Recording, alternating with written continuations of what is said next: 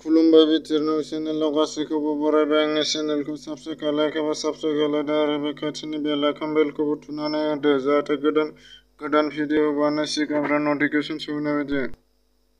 मैयानिफ्राय रायजोआव गोदानै कभिडनि फोसावबाय। मैयानिफ्राय गासैबो सेथि भेक्सिनखौ लानाया गोनांथार।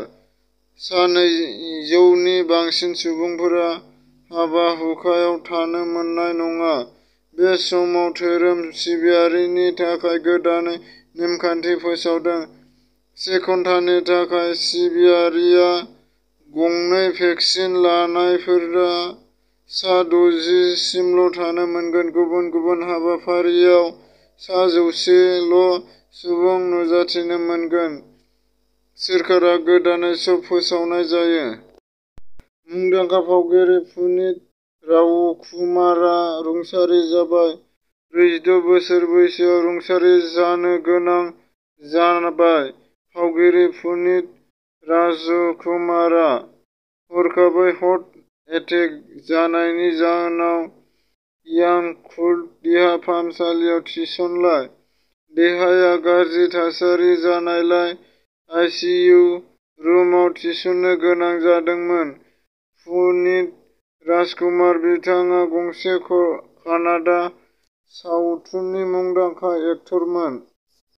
दुलाराय बर' भाषा आफादनि गायसनगिरि आफादगिरि मुगानि आगदायारि बानेश्वर बसुमतारीनि थामथि जोनोम सान खुंनो थाखाय बाक्सा जिल्लानि सिङाव थानाय सौथिरिपारा गामियाव गेलेग्रा फोथाराव फैगौ 1 नबेम्बर खालाराव सि के दख'रा बर' फरायसा आफादा थाग-थिग खालामगासिनो दं।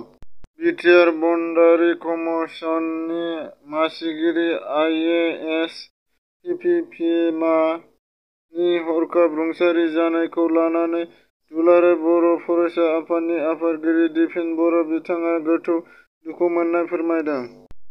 देंखोगिरि गजेन भांगिनि माइ लाइफ सावथुनाव गोबां नेशनेल एन्ड इन्टारनेशनेल बान्था मोननो हादों। बाक्सा जिल्लानि बेन्दोआव थानाय मैनामाथामाव सासे गोथै देहा गोजावना थानाय मोनदों आरो ओनसोलनि थागिबि सुबुंफोरा सोरबाफोर बुथारना गालांदों होननानै सन्देह खालामदों।